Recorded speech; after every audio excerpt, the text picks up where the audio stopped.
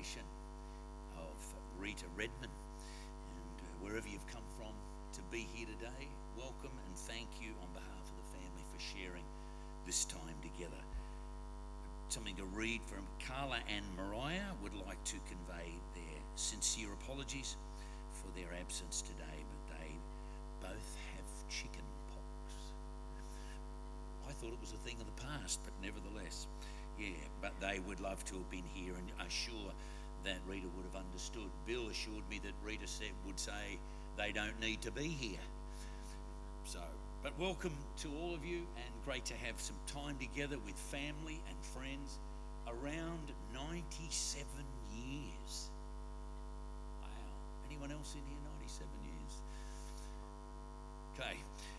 So we're here this morning to celebrate Rita's life, but at the same time saying goodbye or see you soon to a special mum, grandma, great-grandma, great friend to many in Rita, Redmond. We're also here to support and to help and to encourage family and friends. We have challenging things that go on in life, and no matter how long people live, when they pass away, it's still challenging. It still surprises you in some way. And so I want to encourage you that you're here because you care for this family or you're part of this family. I'd encourage you to stay in touch over the weeks and months to come. It's so important that we journey things like this together. I'd like to read something to you, if I can, that a lady wrote. It says, "Death is not final. It says, I've simply slipped into the next season of my life. Whatever we were to each other, that we are still. Speak of me in a familiar way. Speak of me in the easy and caring way you always did. Laugh as we sometimes did at the little things that we enjoyed together. Smile when you think of me, and with pleasure let my name be ever in your life as it always was. Why should I be out of mind just because I'm out of sight? I'm waiting for you. We'll be together again sometime. All is well, only better here." It's a great way of looking at one of life's greatest challenges is, what is that going to look like for me? But I want to encourage you, it is possible to live and to look at our own passing and our own death with a real sense of hope and future. God's got a plan for every life.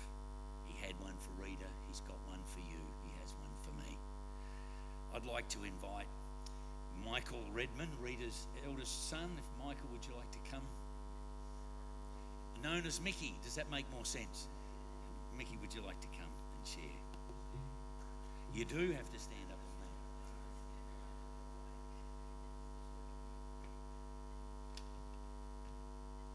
Thanks, Greg. I was going all right till when there was only half a dozen people here, but it's a bit more difficult now. Firstly, thanks to everybody for coming today. Should be really chuffed with all this. We were very lucky to have Mum in our lives, and in my case for 73 years. The love for her children, grandchildren, great-grandchildren could be seen in her smile when you entered the room. She loved Christmas when all the family were together at Vicky and Mick's. She also enjoyed Christmas Eve cray that Bill and Mick would catch, or Mick would head down to Stanley and buy. She usually arrived Christmas Day with a suitcase full of goodies. I'm not sure now where I'll get my socks and undies from. My earliest memory was growing up at Surrey Road. Dad built our house in McPhee Street, and as kids we spent our time outside playing football, cricket, tag, kick the can, rocking roofs, blowing up letterboxes. But Vicky tells me that was when we went to Ocean Vista, but I might have done an apprenticeship early. There wasn't any TVs or devices back in those days, so we spent most of our time outdoors and active. We also spent a lot of Sundays at Nan and Pop Woodhouse's home in Simpson Street, Somerset. Mum was one of 11 children, so there was always someone about to kick the football or play cricket drive past the old homestead occasionally and marvel at how they all fitted into that small house. From Surrey Road, we moved to Ocean Vista. Firstly, I think it was 256, I don't know why that number stuck in my mind, Bass Highway, and then up to Alma Place. This was where we were introduced to golf, and boy did that have an influence on our lives for the next 40, 50 and probably 60 years. Can remember watching golf on TV Sunday mornings and then heading out to the golf on Sunday afternoon. I would have been 10 or 11 at the time. And after Mum and Dad played Sunday comp, I would head out for a few holes while they socialised. The only issue was that their clubs were right-handed and I was left-handed. But I loved being out there so much I found a way to make it work. Mum turned out to be a pretty handy golfer herself and was very competitive. Many conversations around the table of a Wednesday night was around how her day went on the course. She was club champion a number of times and won the ladies' foursome championships 10 times. We had some interesting tussles in the mixed foursomes where Bill would team up with Mum and I would team with Bev Forsyth, who was a pretty handy player herself. And for a number of years, if they didn't win it, we did. According to the honour board, we won 3 times each. I thought we'd won more than that, but anyway. So for those 6 years, we pretty much had a monopoly on that event. Mum went on to be the ladies' club captain for a number of years and was awarded life membership in 1997 for service to the club. She was pretty happy with that. Also have memories back in the early days, if we behaved, we would be treated to a night at the drive-in. Dad had a Ford Custom Line ute that I could recall back in those days, so we would all pile into the front of the ute and head off. Even better if it was your birthday, because you would get called to the cafeteria to collect a bag of treats. If it was a good movie, such as Dad and Dave, the cars would be backed up to the Cam River and beyond, and some would be turned away because of full house song would go out. From Ocean Vista, we moved to Harrison Street. I'd leave home on Saturday morning for the football, return sometime Sunday, usually at night, put my filthy gear in the laundry, and by magic my boots and gear would be washed ready to go for the next week. Thanks, Mum. After a number of years, Mum and Dad moved back to Ocean Vista, where Dad, with the help of Mick, the son-in-law, and Bill and myself, built 2 units to get ready for his retirement. But sadly, he passed away before this could happen. Mum then moved to a unit in Stephen's Place, where she lived for 40 plus years. Luckily for some of us, this was 2 doors around from Vicky and Mick, so they did most of the heavy lifting when it came time to sort any issues that arose with Mother. I'd like to take this opportunity to especially thank Vicky for everything she did for Mum, and I know it wasn't always easy, but you went over and above for her and allowed the rest of us to have a somewhat normal life. Thank you. And also to Cade for his compassion. I'd go in and see Mum and I'd say, who's been in to see you? And she'd say, Cade was in here today, so that was terrific. Mum also was a big Sydney Swan supporter, and when West Coast beat them in 2006, she remarked that West Coast came out after half-time and seemed like they were on drugs. Turned out that she wasn't far from the truth with what played out down the track. I went to visit one day and found the door locked. I couldn't find her, so I did a lap around the house, around the unit, peering into windows thinking that she may have had a heart attack or fallen. When I got back to the front of the unit, here she was driving down the driveway. I was told I just needed a few things at the supermarket. She would have been 94 or 95 at that stage, and I just joked, but not in front of her, that she never looked behind her when she drove. She loved trying to pick a winner at the horse races of a Saturday and through the week. Favourite jockey was Craig Newitt, and any of the women jockeys. She singled out Craig Newitt because of his Tasmanian connection. She always knew when he had a win. We took her to Hobart when she was 94 or 95, was it? I'm not quite sure. 92. 2 years ago, for a heart operation. And the doctors and nurses couldn't believe she was that age. Doctors said she had a very strong heart, but unfortunately her body let her down over the last 12 to 18 months, and she ran out of steam last Friday. Love your mum. Thank you.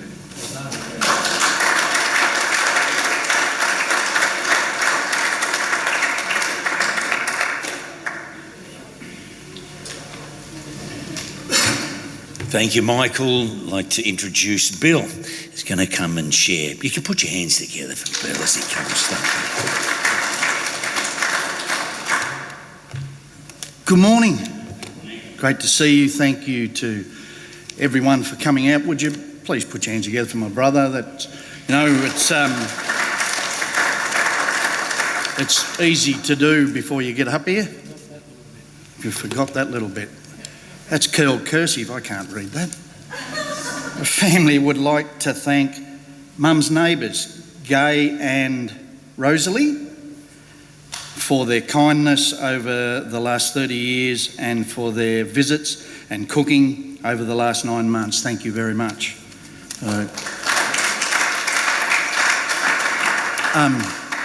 Firstly, I just want to thank everyone for coming. Today it's a real time to celebrate 97 years of a life well lived, and I said to someone the other day, someone asked me how old was she, and I said 97, and then I said it's about what my golf score is nowadays, so which is pretty much true. So thank you to everyone. Thank you for all the love, the care, the support, the texts, the phone calls, and everything you've done over the last few days. Really, really appreciate it. Also want to honour Vicky this morning for all your love and care towards Mum and the many years of, you know, Vicky pretty much put her life on hold for Mum, and we thank you so much for all you did, and, you know, you can't repay that, and so just want to say thank you and honour you for that this morning. Thank you. You know, Mum was a very devoted wife, and I remember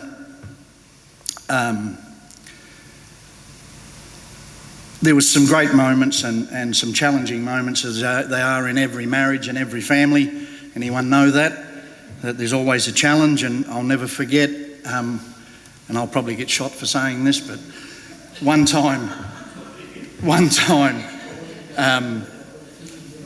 Dad came home and with a Mercedes, and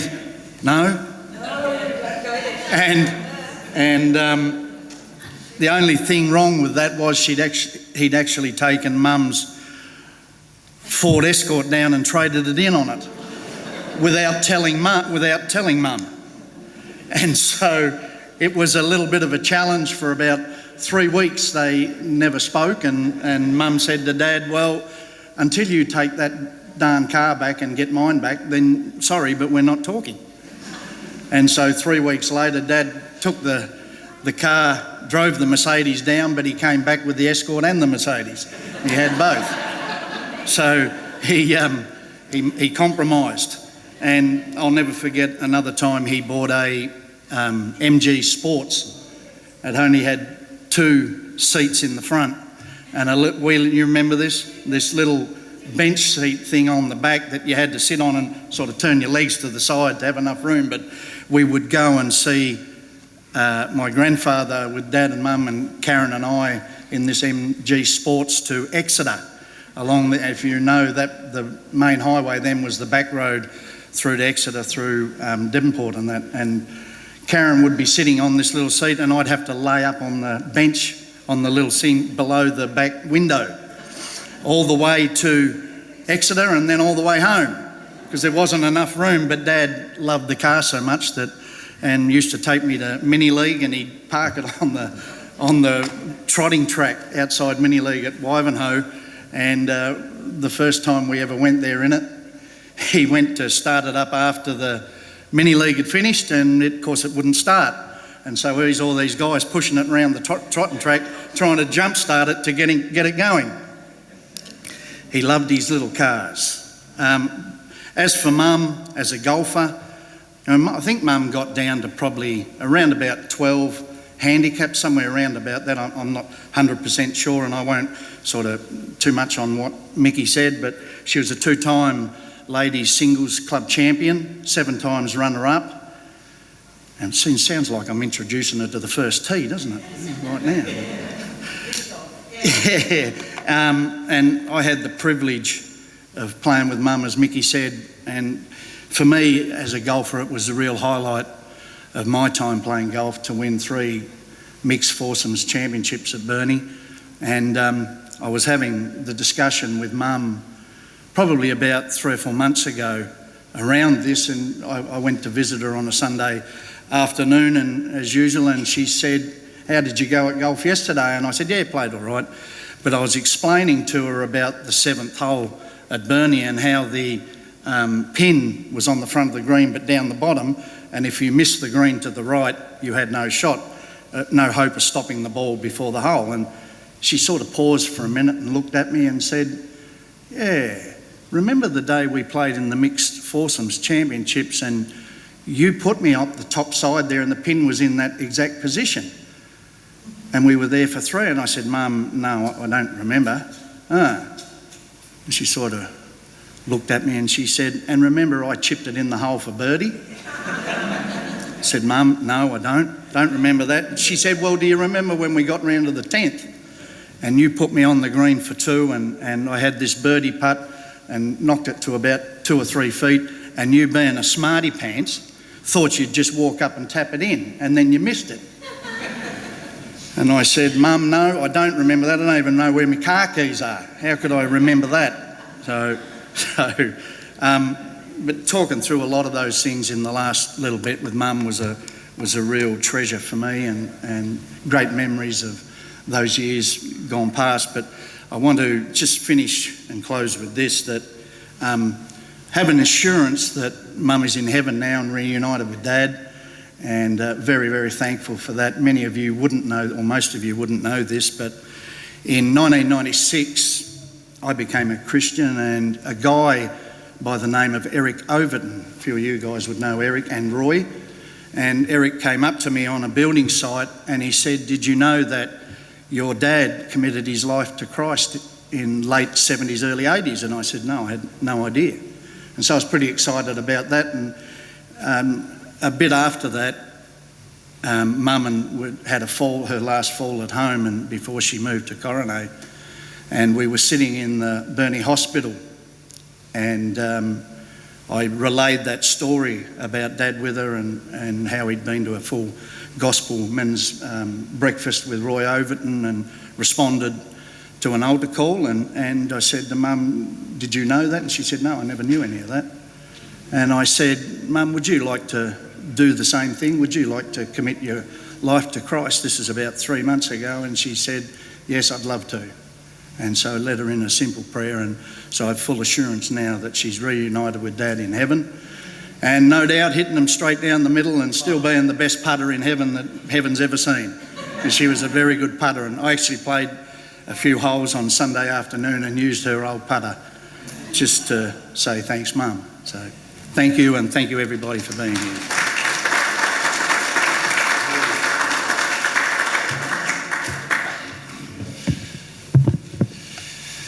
Wow. Lots of golf and stories. I could have learned a few things from Rita, maybe. It was a terrible putter. Anyone ever find it difficult to putt? Don't want to talk about that? That's all right. Great. We're going to take a moment, and if you'd bring your focus to the screen and look at some wonderful photos and a bit of wonderful history of Rita and family.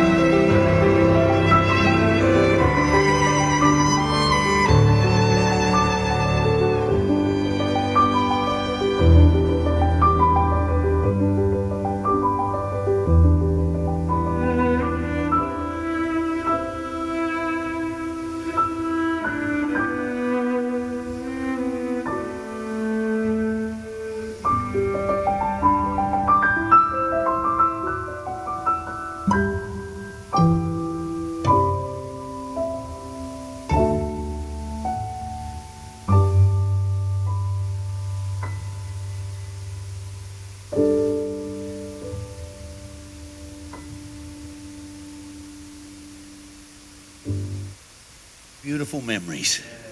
This is a wonderful family. And I want to just encourage you as a family, the influence on my life and many, many lives has been remarkable.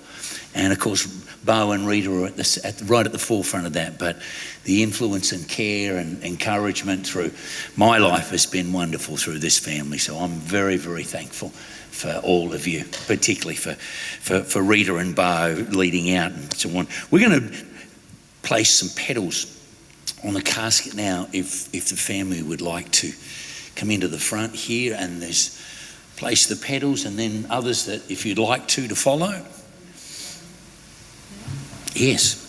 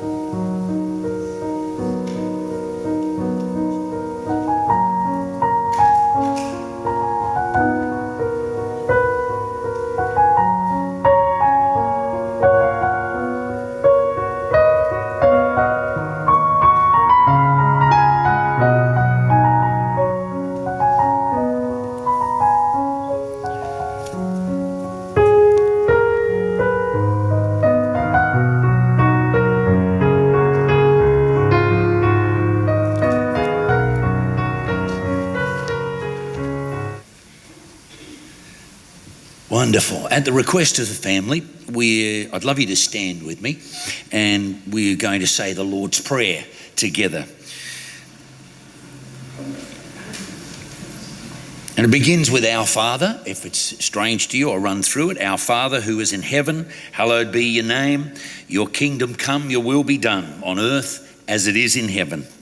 Give us today our daily bread, and forgive us our trespasses as we forgive those who trespass against us. Lead us not into temptation, and deliver us from all evil. For yours is the kingdom, the power, and the glory forever and ever. You happy to say that with me? Yeah. It's actually a prayer. Are you ready? Our Father who is in heaven, hallowed be your name. Your kingdom come, your will be done on earth as it is in heaven. Give us today our daily bread, and forgive us our trespasses as we forgive those who trespass against us. Lead us not into temptation, and deliver us from all evil. Yours is the kingdom, the power and the glory forever. Great, amen. Please grab a seat. Just want to highlight just one thing out of that, or a couple of things out of that if I can. And friends of Jesus came to Jesus and says, teach us to pray. And so this is the model that he gave them, was a structure of prayer. And I love how it begins. He begins with our Father, not God off in the distance or God foreign to everybody, but our Father. And Father is that endearing family term. And it's a new, for this day and age, it was a new and a radical and a special way of prayer. But Jesus was talking about connecting with God as Father.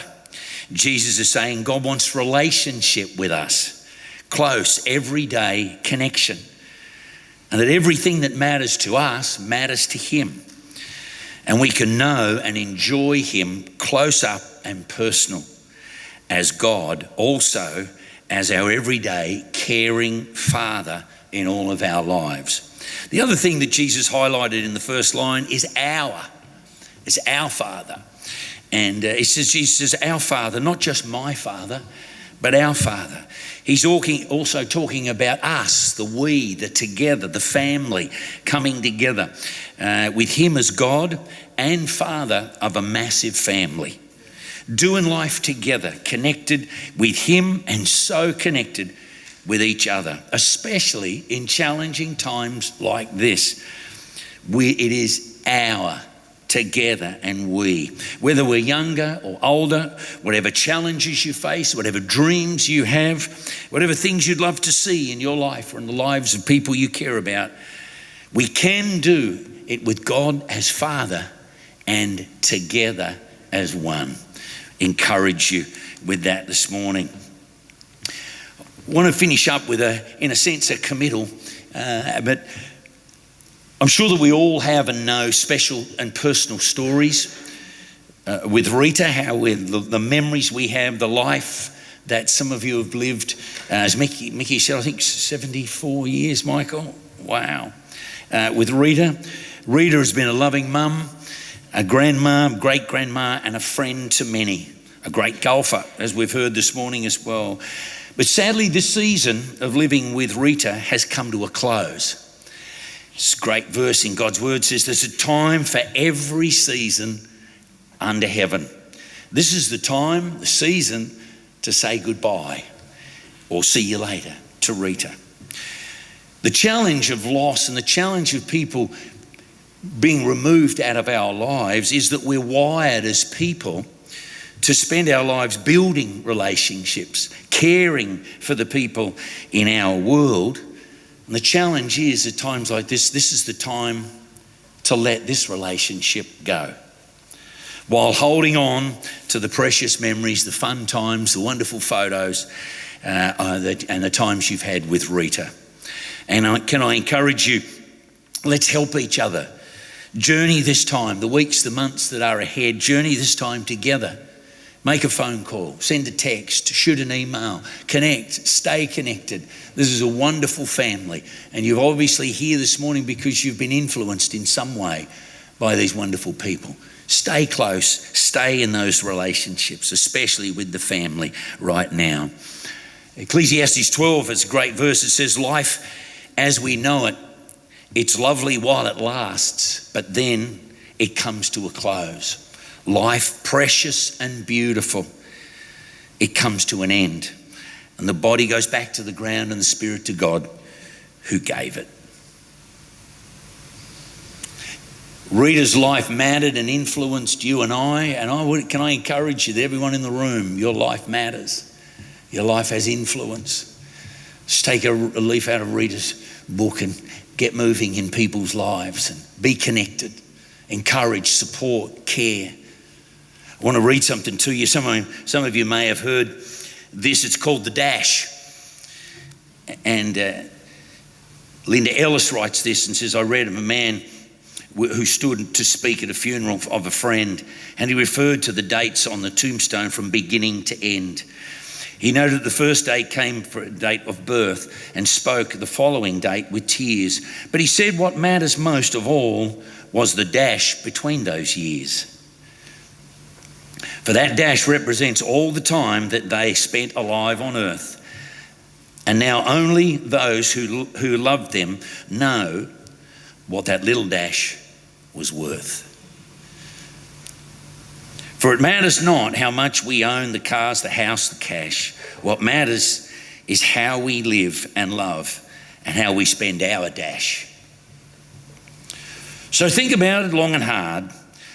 Are there things you'd like to change?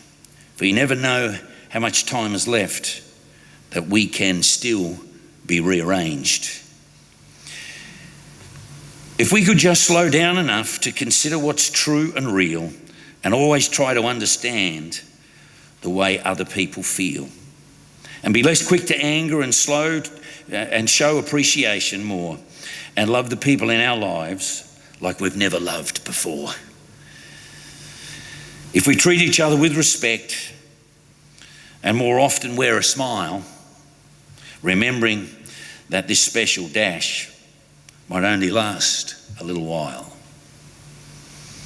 So, when your eulogy is being read, with your life's actions to rehash, will we be proud of the things they say about how we spent our little dash? Everyone's life matters. Everything we're involved in, every relationship matters. Let's spend our dash well. Let's care, love and encourage and take as I say, I live out of Rita's book, be in each other's world, support and encourage. Your dash is very, very important. We're going to sing, or there's a song being played. We're not going to ask you to sing. So I'd love you to stand while that song is being played. On the wings of a snow-white dove, he sends his pure, sweet love, a sign from above. On the wings of a dove, when troubles surround us, when evils come, the body grows weak, the spirit grows numb. When these things beset us, God doesn't forget us.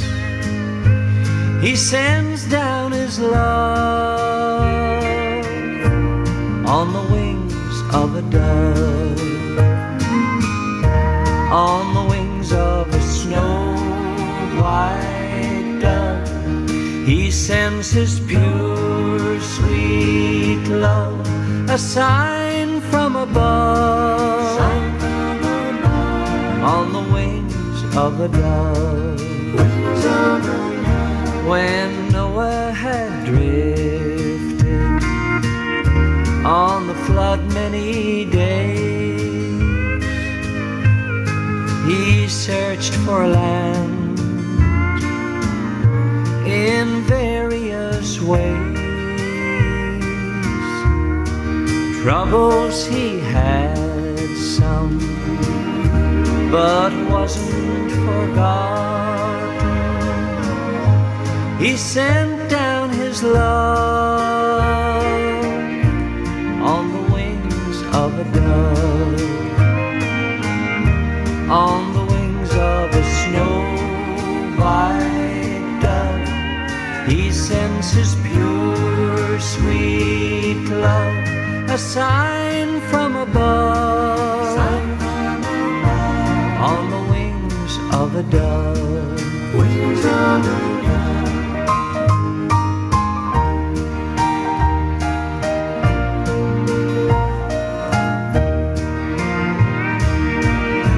When Jesus went down to the waters that day, he was baptized in the usual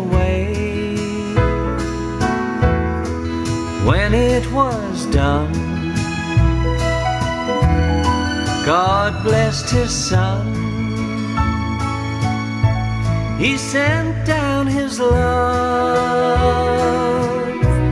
on the wings of a dove, on the wings of a snow-white dove. He sends his pure, sweet love, a sign from above, on the wings of a dove, a sign from above, on the wings of a dove.